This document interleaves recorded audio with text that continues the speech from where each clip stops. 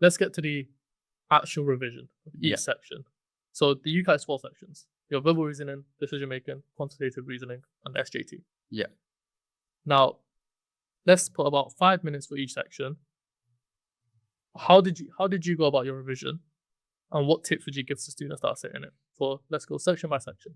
The SJT, which I think is one of the most underrated sections, because so many people that I've spoken to that have got very, very, very high UCAT scores are usually band 2 or band 3.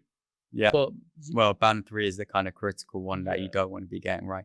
Like, I had a friend who got 2,200 something, but he got band 3, and he wanted to apply to Manchester, but Manchester have a cutoff of band 2 or higher, so he literally just couldn't apply.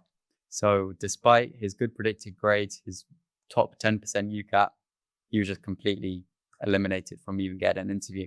So yes, my number one tip with the SJT, which isn't really a tip, but is basically just don't neglect it, right? A common thing that almost every student will do, I did it quite a lot of the time, I'm ashamed to admit, is they'll do a mock, they'll do the full mock, they'll do the first 3 sections, and they'll just want to know their score, they just want to find out how they did, and they'll just skip through the SJT and just not even bother answering it. And that is obviously not what you want to be doing, right? You want to be getting as much actual exposure to the SJT questions, because that's the number one way you improve, in my opinion. People say the GMC guidelines, and this is useful, of course, that's what the questions are based off of, the GMC guidelines.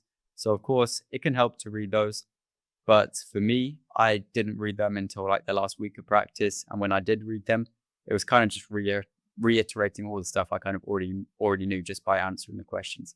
So the general kind of process for improving it at the SJT is to, of course, do the questions and then read the actual answers to the questions, of course, learn what they come to expect, learn what they want to see you select as, strongly or like very important or very appropriate versus, very inappropriate.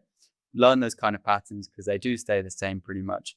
And most importantly, kind of read the reasoning. So when you read the reasoning for why the answer is the answer on Medify, MedEntry, the official UCAT question banks, it will give you that kind of extra information you need to fully understand the context of why they believe what they believe, why it's so important to always report if a doctor is drunk on duty, the fact that patient safety is the number one concern, all of that stuff you'll just naturally pick up on.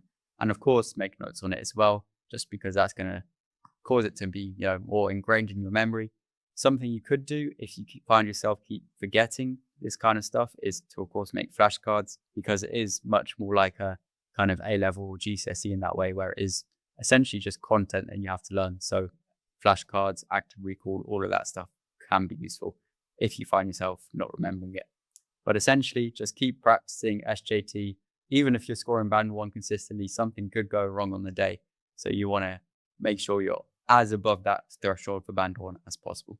I think for me, when I was doing it was like, SJT was kind of like a bit of chill revision. Yeah. It was like the other sections were like, my brain's like locked in. Yeah. And SJT was like, I kind of like sit back. So and I kind of preferred that it was at the end of the exam. Yeah, exactly. After everything. It could be like, say you do your first 4 hours of the day are intense, like verbal reasoning, revision. And then by the end of the day, you kind of want to do a bit more just to, be a bit extra productive, but your kind of brain is just fried. Yeah. That's the best time to do SJT, Mark. And I think with SJT, the one tip is genuinely just, I feel a lot of it is common sense in terms of just like reading and understanding. Yeah. Just practice. Don't neglect SJT. The more you're exposed to it, the better you'll get.